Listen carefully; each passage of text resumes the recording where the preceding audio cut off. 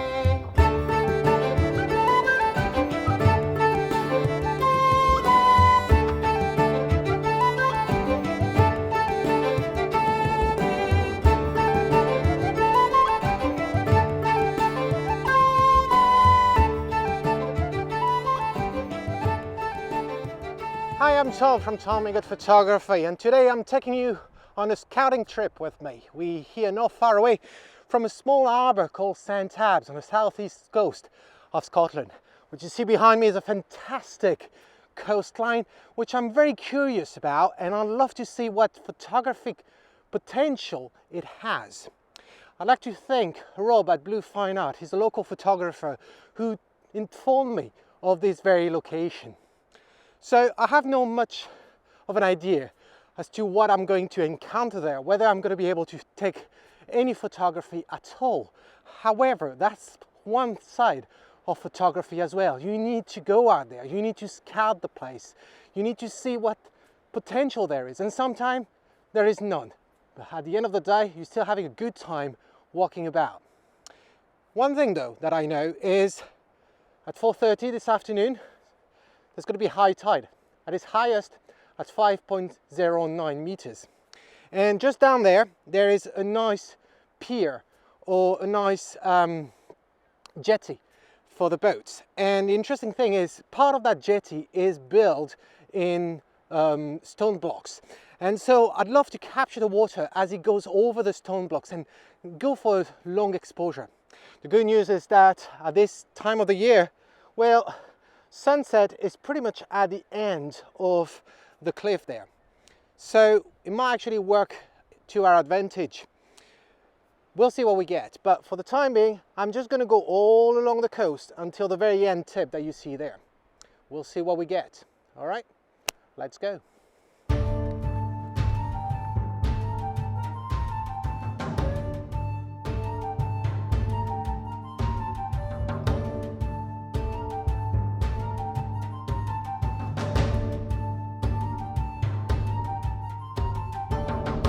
I must admit, I did not expect that only 5 minutes walk from where I parked my car, I would actually get a stunning view. And yet, this is what I'm getting right now. So let's have a look.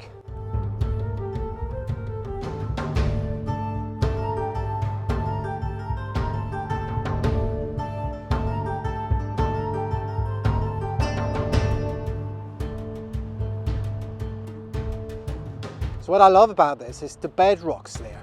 You know, it's fantastic. It's pointing to this phenomenal end of the cliff with the standing rocks there. And look at this water. You might not see it much on the GoPro, but this water is cyan. You don't actually need to go to some fancy island to get some amazing colors in the water. Just come to Scotland and you get it. So I want to go on the side there just to try, just a little bit more on the side, just to try to use those lines and see what I can get.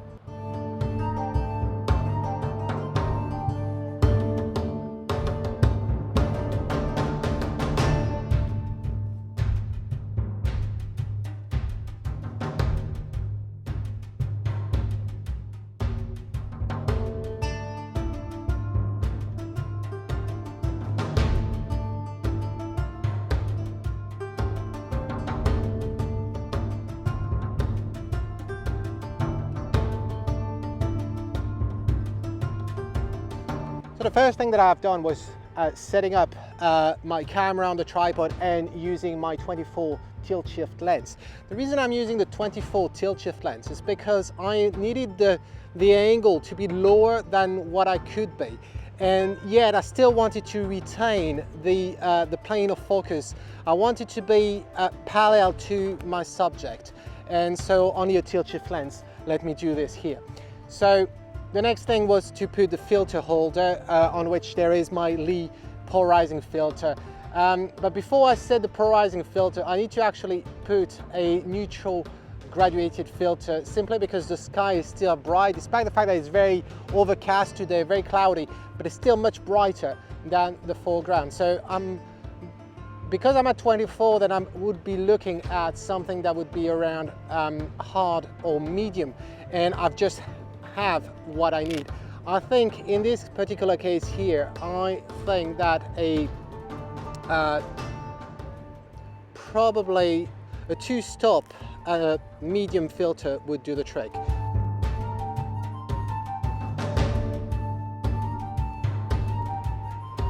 So now that my filter has been set, I'm actually going to put the polarizing filter, just to see the effect. I think this is quite good.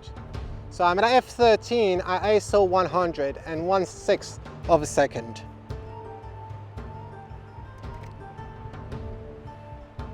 So if I look already at the preview, I can see how much the sky is clipped.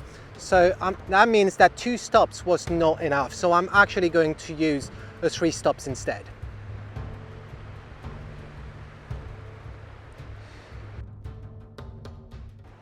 So I'm still at ISO 100, 1/6 of a second at f13.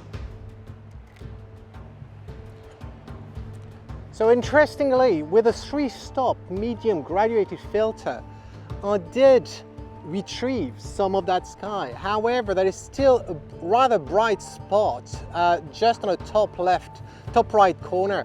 And so I could definitely do this in Lightroom. However, I am actually going to use another filter. And this time, I'm actually going to use a 2-stop soft graduated filter. And I'm not going to push it all the way down. It's just to darken a tiny bit of the sky, but still retaining the natural effect. I have noticed that I have a little bit of grass at the very bottom of my frame. And so what I'm going to do is I'm going to lift my tripod slightly and then recompose with the lens, bringing it down again.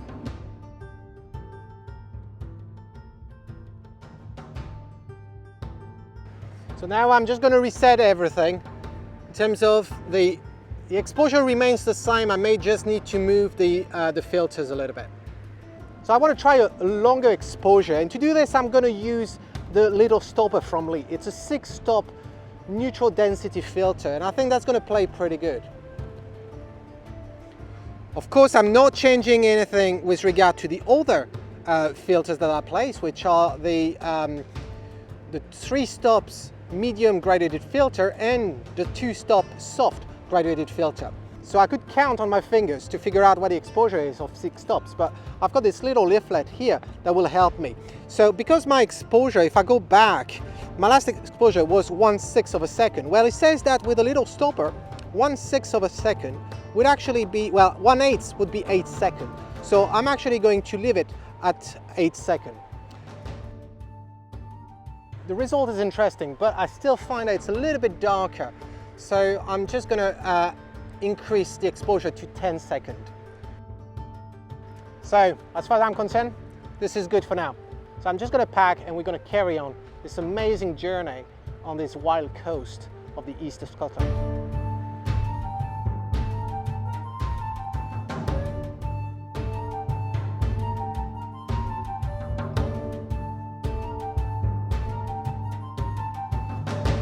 I must admit, I do like this view as well. We do have the needle right there, which there's some kind of a pattern with the rock at the bottom.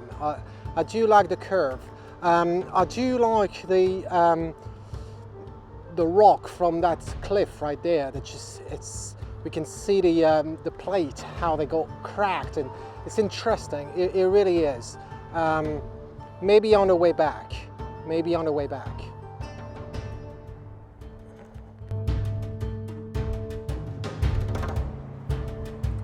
I don't know if you can see, but we've got two entrances there to some caves, and I've been told by people who do kayaks along the shore here that this part of the coast is extremely rich in terms of caves, and some of them are going extremely deep into the ground. I wish I could actually take this shot. You know, I really like the shape of the rock. However, I just can't. The reason is because of this. You know, there's one thing that I don't like when taking photos from a elevated point is if you can tell in the picture where you actually stand. And here, because of the side of the cliff here, it wouldn't look so good. However, I may be able to do a vertical shot somehow, or just framing this, but I'm a little bit tight. And as you can see, I'm right on the edge, so I don't want to take any risk. So I need to actually think for a minute. So I've actually decided to capture the shot. I've noticed that if I actually go slightly on the edge there, I can actually have the correct frame. So we're still going to be very careful here. I'm not going to take much risk, but I think it's going to be a compelling image. I might not have the best of the light. However, I'm shooting into the light, and that is sometimes interesting. But clearly, I'm going to have to use some filters because the sky is much brighter than the rocks there, so definitely going to need something, but we'll see. It's going to be quite interesting.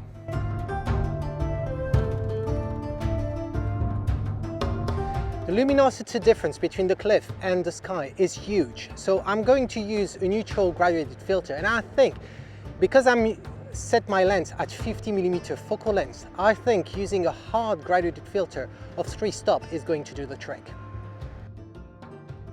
So it seems that the hard grad is a little bit too strong, so I'm going to use the medium grad, but still with the 3 stops. So I'm about to take the exposure, and right now I am at f13 1/13 of a second ISO 100. So, and I'm focusing on the first line of rocks that you see over there, with kind of a zigzag of white water. So let's see what I get. Well, the exposure is good. I don't have anything burned in the sky. Let's see if I zoom in how that plays out. It's actually pretty good, pretty decent. Obviously, the sky is a little bit bland, but that's what we have today. So we'll see if in post-prod I want to add a little bit more with the clarity and contrast. We'll see. So it is sharp enough, so I think we're just going to pack and carry on.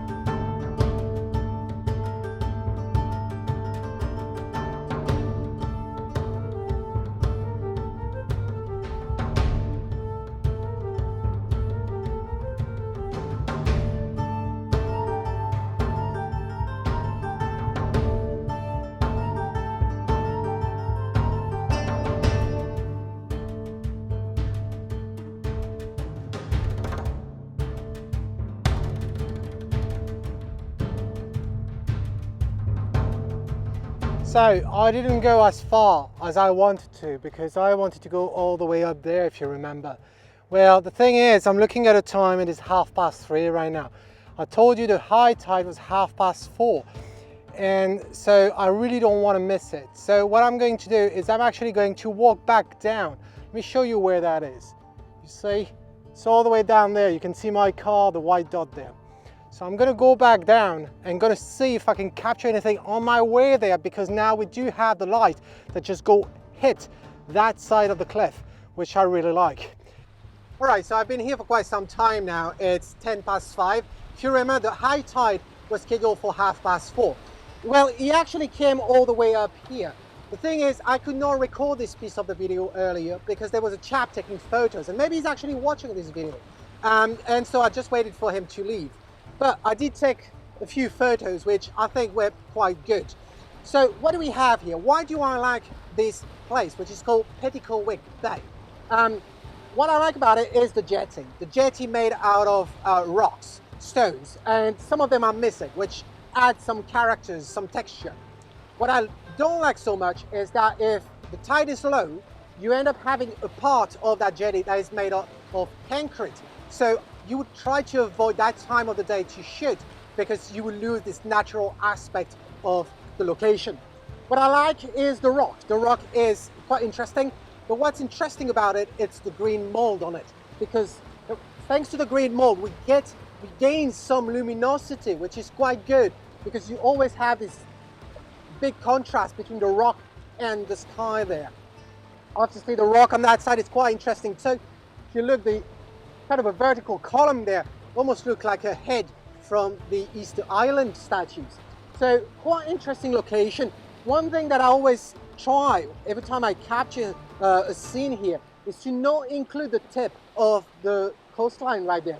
I try to frame just before it, and I try to include as much foreground as possible. And I love the water going in.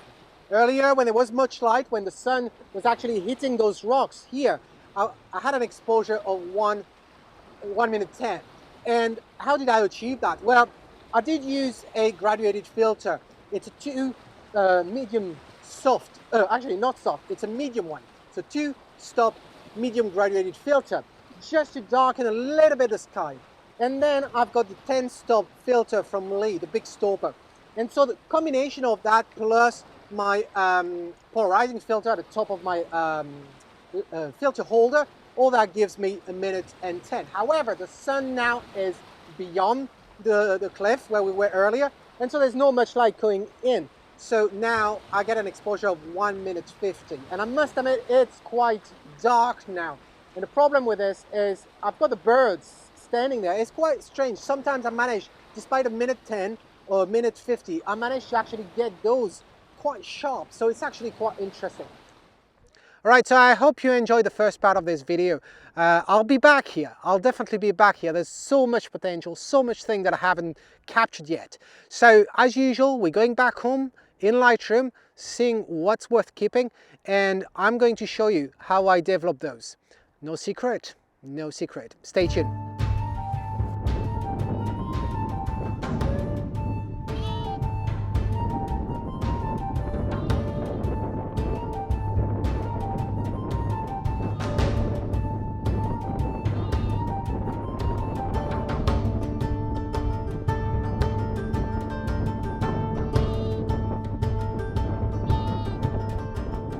Okay, so I'm back at the office and I imported all my images in Lightroom. I filtered them and I decided to keep 3. So in a moment I'm going to reveal those 3, but I'm going to show you how I actually developed them. And so here they are. Here are the 3 images that I've picked. And let's start with the one that is my least favorite of the 3. The one that I still like, but I think that is not worthy of being printed. So here's this one. So let's go to the develop module and I can show you how it started. If you remember, it started pretty greeny, I must admit. And the reason why it was greeny was the white balance was set wrongly. Not that you should care much if you shoot raw like I do, but it's true that I tend to pay more attention to white balance in the camera. Sometimes it just helps me better assess the situation. Here I think the warmer tone of my polarizing filter plus the greenish and yellow tones of the rocks plus the wrong white balance just give us this green tone. So if we jump to the result, the final image, and then I'll walk you through what I did. So it's a big file, so it takes quite some time to load. Here it is. It may look like a drastic change, but I did not actually do much. The first thing that I've done was basically setting the white balance, and that was done using the droplet and taking a reading of the clouds. Then you can see that the contrast, I've added a little bit of contrast just because of those rocks.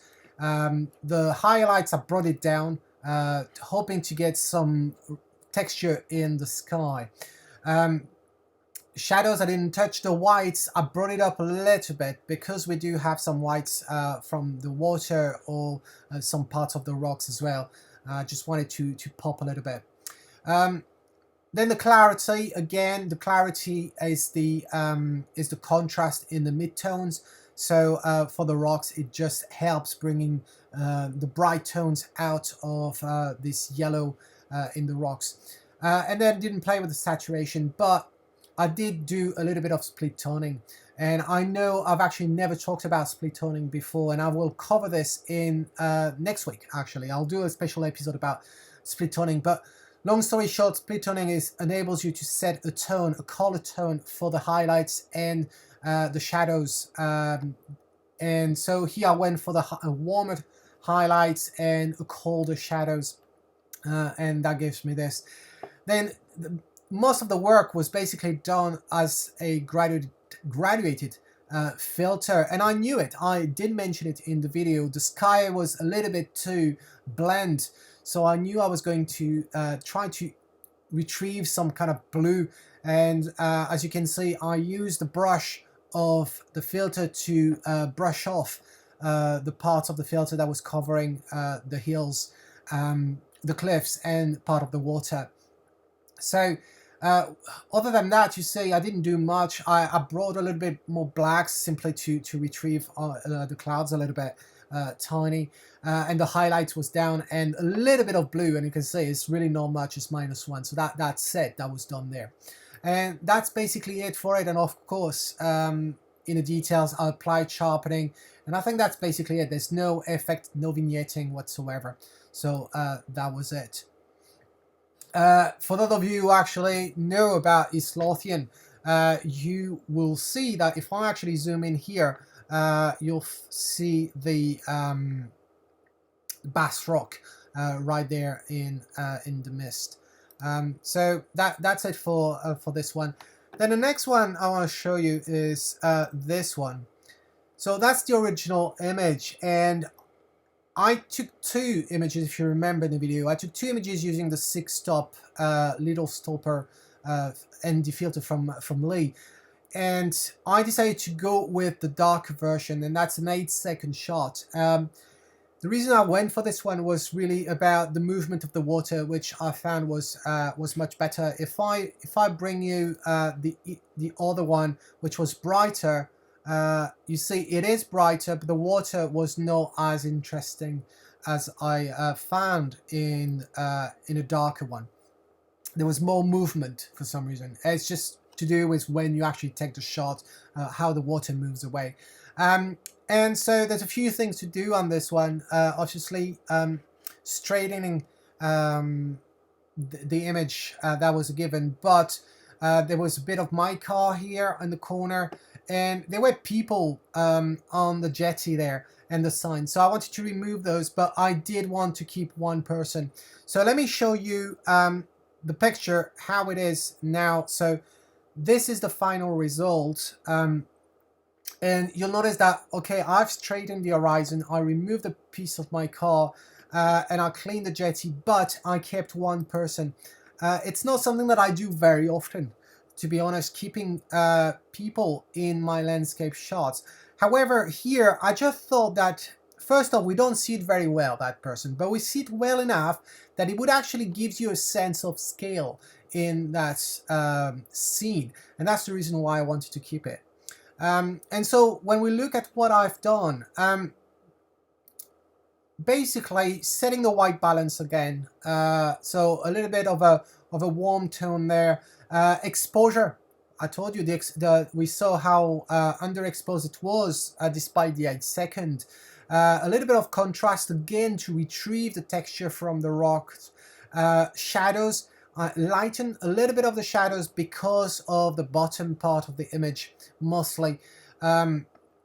And then the whites, I brought the whites back over here, but I do touch them again afterwards in using the brush tool, the adjustment brush. We can see the clarity again. I use the clarity, it's always a good thing with the rocks. And vibration, so vibration, which is a saturation in the midtones, I brought that back up a little bit. I did use split toning. Again, you can see kind of a, it's not necessarily a warm tone, well, it is part of the warm tone, I suppose, and kind of a colder tone in the shadows as well. Did I actually use HSL? I don't think I did. Oh, I did with the hue, and that helped me with the water. And so the water really looked that way. I told you in a video that you could see the cyan, and it did look like this, and I like the fact that we can see through a bit. The work that I've done here with the brush, I've done two things with the brush. First thing, actually three things. I told you about the white, so here, let me click on the pin here so you can see what it is and click on O. So I basically wanted the whites to be popping a little bit more. So that's what I did here. So you can see the highlights went at 25 and the whites at 27, and that's it, nothing more. Then I did the sky, and the sky was a bit of a nightmare, to be honest with you, because it was bland, and because of all the treatment that I was doing globally on the picture, the sky was turning a little bit too magenta for me. So that's the reason why I ended up bringing a tint towards the green, and I did some contrast to try to retrieve those clouds a little bit. Let me remove the O so you can see the effect it has. And then the saturation, so reduce the saturation, as I said, because it was going too much into magenta and surreal colors, and I didn't want that. I wanted to keep it as real as possible and as close as it was on the day. The final pen here was for the water. Again, it suffered the same way as the sky, going into magenta and an even color, and so I decided to basically bring some green into the water to offer a nice fade and transition to the rest of the water, and that's all it was to this one. So not much work done on this image when you actually think of it, and I'm quite pleased at the end because it really looks the way it did on the day. Finally, the other image, let me bring the filter here. That was it. That was the jetty. And remember, I used the Big Stopper from Lee, and that was 1:10 second exposure. This, I told you afterwards, I did take all the pictures when I was actually filming, and at that time it was a minute and 50 seconds, but it was gone. It was really gone, to be fair. Because you see, before I talked to you on the video, I could get some of that light from the sun hitting those rocks. We can still see some lights hitting that rock as well. But if I show you the picture afterwards, here it is. You say that's 1:50, and I'm checking. Yeah, it's 1:50 seconds, and you can see we can only get the light bouncing off the tip of the rock here. Here it's totally shadows, and it's not as interesting. So with 1:10, I knew that, going back to the right picture, I knew I wanted something a bit surreal for this one, and it's a little bit outside what I normally do. You know, I tend to always be as faithful as I can to what I saw, and that's why I spend so much time taking the photo, using filters, and getting the picture almost perfect in the camera. But with this one, I knew I wanted something different because this is what the scene inspired me at the first place. And I wanted, and I'm actually, as I'm talking to you right now, I'm actually thinking of Rob, who is probably watching this video, and he's done a very interesting shot of that location. And I wanted something totally different. I didn't want some nice colors in the sky. I really wanted something almost lunar, something, yeah, spatial. Um, and this is what I went for. So once it finished loading, and I had fun doing it. I really did. So when we look at what I've done on this one, in terms of the white balance, I went for something. There's a mix of tones in this picture. It's a warmer tone with a white balance, but then I'm gonna desaturate it quite a lot. As you can see, minus 79 for the saturation. And then the next one, you can see the vibrance. So I retrieved the vibrance in the mid-tones. But yeah, the saturation on minus 71 does kill quite a lot of color. Clarity, as I said, again, I wanted this wet aspect of the rocks. I wanted the rocks to pop. The shadows as well. I wanted to retrieve the shadows that we have over here on those rocks that were not facing the sun. The highlights totally down.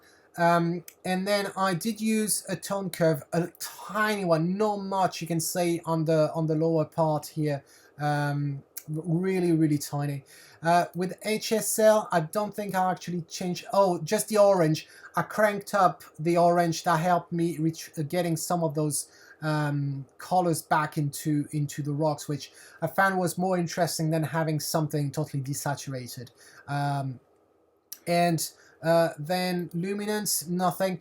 There is some split toning, and unlike the other images here, the highlights and the shadows are very close to each other in the colder tone. So you can see here the highlights now is in the cold, and the shadows as well in the cold.